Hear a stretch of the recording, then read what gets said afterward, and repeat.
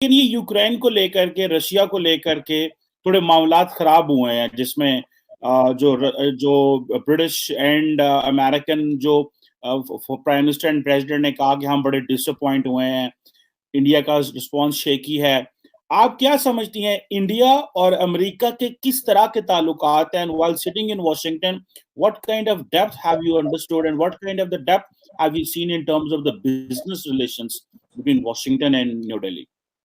जी, बिल्कुल। देखिए, ये बात तो बिल्कुल सही है कि ताल्लुकात में बहुत बेहतरी हुई है, पिछले आप 10-15 साल ही देख लें और वो होती जा रही है और शायद इसीलिए जो है जो उम्मीदें हैं लोगों की, वो भी ज़्यादा है। लेकिन हम सबको पता है कि रिलेशनशिप जो है वो इवॉल्व होती है ओवर टाइम। अब आप जैसे डिफेंस का ही देख लीजिए, पहले हमारी 10 साल पहले तक ही $200 मिलियन तक की पाइपलाइन थी। आज हमारी $20 बिलियन तक की पाइपलाइन है यूएस इंडिया की। चारों आपने फाउंडेशनल एग्रीमेंट साइन कर लिए हैं। इतनी अभी यूएस और इंडिया जो है, यूएस जो है वो इंडिया का सबसे बड़ा मिलिट्री एक्सरसाइज पार्टनर है, तो सबसे ज़्यादा मिलिट्री एक्सरसाइज भी ये दोनों ही कर रहे हैं। बाकी मल्टीलैटरल एक्सरसाइजेज में तो हैं ही, क्वाड भी है अब। तो डिफेंस तरीके से भी चल रहा है। कमर्शियल रिलेशंस में थोड़ी तनातनी ज़रूर है, इसलिए क्योंकि टैरिफ्स तो दोनों को ही अच्छा लगता है एक दूसरे पे डालना। अच्छा, मामला क्या होते हैं कि टैरिफ्स डाले जाते चाइना पर हैं, लेकिन लग एक दूसरे को जाते हैं, तो वो भी एक अलग किस्सा है। तो बिजनेस टाइज में थोड़ी तनातनी है, डिफेंस टाइज बहुत अच्छे चल रहे हैं। ओवरऑल रिलेशनशिप का ट्रेजेक्टरी बड़ा सही चल रहा है। हाँ, यूक्रेन जैसी चीजें जब आती हैं तो हमें वो ये दिखाती हैं कि देखिए, यूएस को भी समझना पड़ेगा कि इंडिया जो है वो अलायंस पार्टनर तो है नहीं, और ना ही इंडिया का भी अलायंस पार्टनर बनेगा। इंडिया का जो वो नॉन अलाइनमेंट वाला पहले था, वही एक इवॉल्व फॉर्म में अभी, जिसे हम मल्टीलैटरल प्रैग्मेटिज्म कहते हैं, उस तरीके से चल रहा है। तो ये तो आप बिल्कुल ही नहीं सोच सकते कि इंडिया जो है किसी भी साइड में आ जाए या अलायंस कर ले। और ये अमेरिका को भी पता है। देखिए, हम लोग थिंक टैंक वाले रिसर्चर्स और एनालिस्ट जो है, हम लोग बहुत चीजें बोलते हैं, लेकिन ऊपर मुझे लगता है लोगों को भी पता है कि क्या मुमकिन है, क्या मुमकिन नहीं है। दूसरी बात, हर किसी को पता है इंडिया की जो रशिया के साथ जो रिलेशनशिप है वो बहुत पुरानी रिलेशनशिप है। अभी इंडिया और यूएस जो हैं अच्छे दोस्त हैं, गहरे दोस्त हैं, लेकिन रशिया तो हमारा कब से दोस्त है। सारा साइंस, टेक्नोलॉजी, डिफेंस, मेडिसिन, सबकी नींव जो है एक तरीके से हमने रशिया के साथ ही इंडिया में रखी है। तो वो भी कुछ मामला गड़बड़ हो जाते हैं। लेकिन हाँ, देखिए, इंडिया ने भी अपने तरीके से कोडेड लैंग्वेज में तो कहा है कि भैया जो इन्वेजन है वो तो गलत है। बाकी इससे ज्यादा स्टैंड इंडिया लेकर भी क्या ही कर देता।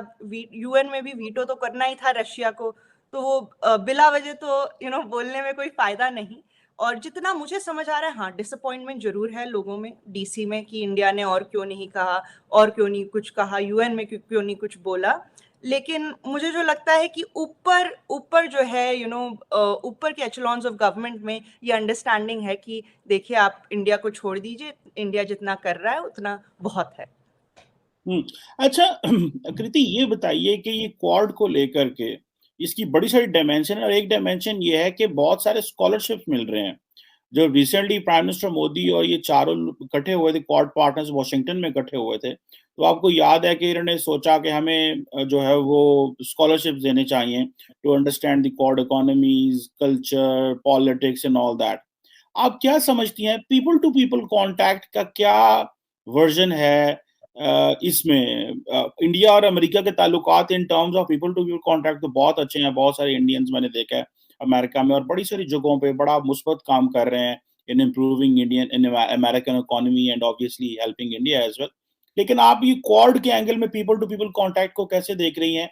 या इसमें आप देखती हैं कि इसमें ज्यादा इकोनॉमी है या ज्यादा इसमें काउंटरिंग चाइना है, या क्या आप समझती हैं कि इसमें पीपल टू पीपल कांटेक्ट की भी एक जो है वो, जैसे स्कॉलरशिप्स को लेकर के मैं इसमें पूछ रहा था। नहीं, आपने बड़ा अच्छा ये पॉइंट कहा। देखिए, पीपल टू पीपल कॉन्टैक्ट्स तो हैं ही, लेकिन मुझे लगता है इसमें काउंटरिंग चाइना का भी है, क्योंकि स्कॉलरशिप्स आप देख लें वो सारी स्टेम की फील्ड में है। तो just a step back, people to people ties तो जो पूरी पूरी यूएस इंडिया रिलेशनशिप है वो उसी के थ्रू आई। आप देखें, सबसे पहले जब इंडियंस आए अमेरिका में, वो आए जब हम कहते हैं जब इमिग्रेशन अलाउ किया गया फॉर हाई स्किल्ड वर्कर्स, ये 60s की बात है। उसके बाद लगातार 3 वेव्स हुए इमिग्रेशन के।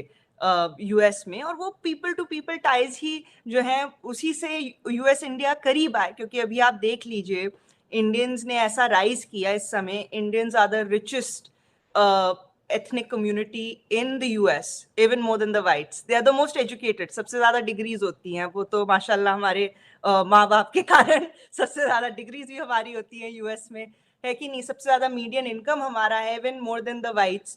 तो आप अब सिलिकॉन वैली में देख लीजिए, सारे फाउंडर्स ज्यादातर आपके इंडियंस ही हैं, स्टेम में हर जगह, तो उससे एक सॉफ्ट पावर तो बनता ही है, राइट? अब आप देखेंगे लोग भी अपने कॉन्स्टिट्यूएंट्स को, चाहे वो लंदन हो गया या यूएस हो गया जहाँ पे इंडियंस होते हैं, वहां पे सोचते हैं कि भैया हम इंडिया के हिसाब से एक दिमाग में तो लेके चलते हैं ना, तो वो तो है ही। उसके अलावा जो है ये जो क्वाड की आपने बात की है, देखिए क्वाड का तो आप उसे जो भी कह लें, शुरू हुआ था सुनामी को ह्यूमैनिटेरियन एफर्ट के चलते चलते, लेकिन वो करते करते कहाँ आ गए हम सबको पता है, और उसका मकसद क्या है ये भी हमें पता है, free and open Indo Pacific, freedom of navigation, and इस सबका इशारा साफ है किसकी तरफ हम लोग इशारा कर रहे हैं, और वो है चाइना।